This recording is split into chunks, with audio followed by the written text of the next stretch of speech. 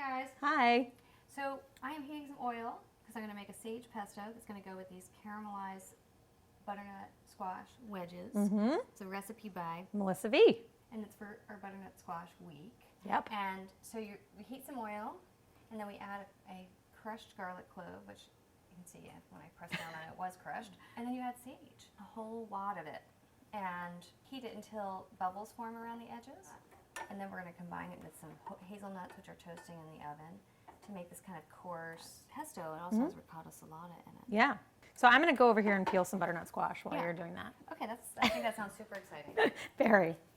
So this recipe calls for wedges, and we had sort of a funky shaped butternut squash where the seeded part is actually very small, and this was very long. So I might have to even that out later to cut nice wedges, but I'm going to peel it first. I'm using a serrated peeler, which makes this job a lot easier.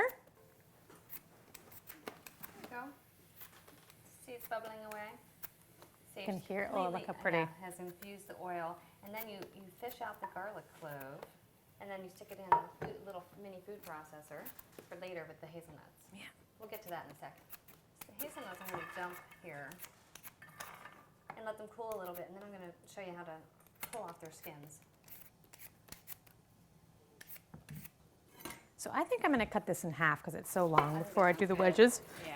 And then you just cut that in half again, and then you can cut each of these into kind of 1 inch. Yep. So when it says a 1 inch wedge, that means this outside part is 1 inch. Yes. I always feel like people don't necessarily You're right. know That's a that. good thing to explain.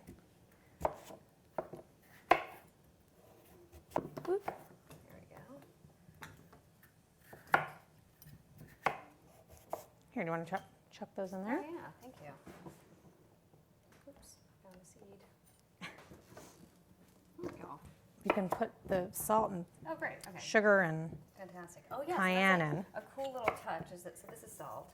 And then she has you add a little bit of sugar, which helps the caramelization.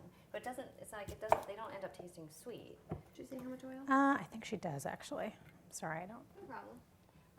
2 tablespoons. Bless you. Thank you. And we're actually having this recipe, we should explain, because Oh, yeah. she calls for 2 whole butternut squash and a whole bunch of pesto. But we made it yesterday, so we didn't feel like we needed to have 2 more butternut squash. Otherwise, we'll be awash in butternut squash. Yeah. I actually sent this to a school with my kids. This is their lunch today. Lucky them. Yeah, all the preschoolers are going to be. Super jealous. Yep. So we put some parchment down on this baking sheet. It just makes cleanup easier. Oop. Yeah, so you just want to spread them out so that they're not stacked on top of each other. And then you actually cook these over very high heat. You put them in a 500-degree oven. And you want to watch them and flip them halfway through so they get caramelized evenly on both sides. And they'll end up cooking for about 20 to 30 minutes. Just adding the sage and olive oil that has been cooking to a little bowl. Then here, I'm going to show you how to take the skins off of hazelnuts. Cookbooks always tell you to do this in a dish towel. And I guess it's because the dish towel causes friction. But then you have this like incredibly messed up dish towel.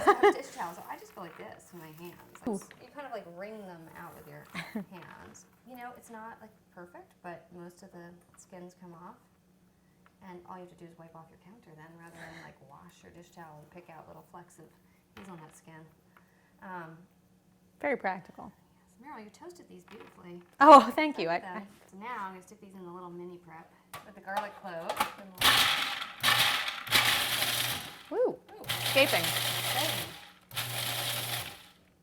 I did it a little further. A little further? Yep. Fine, crumb. Okay, Yeah. I don't want it to turn to butter. Nope. You want to dump these in here.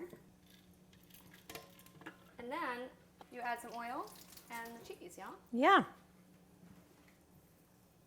Okay.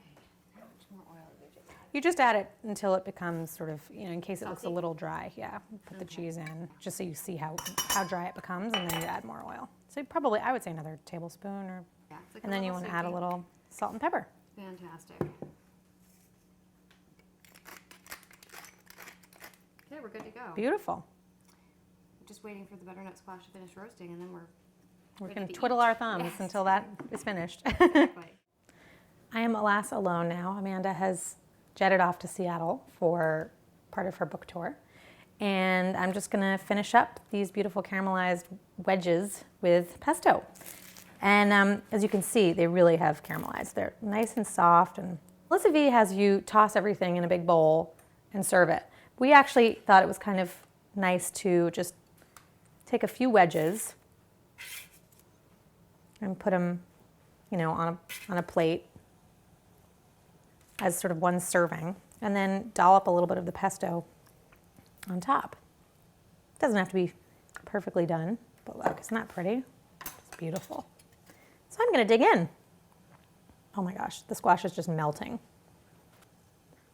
Oh my gosh. It's so delicious.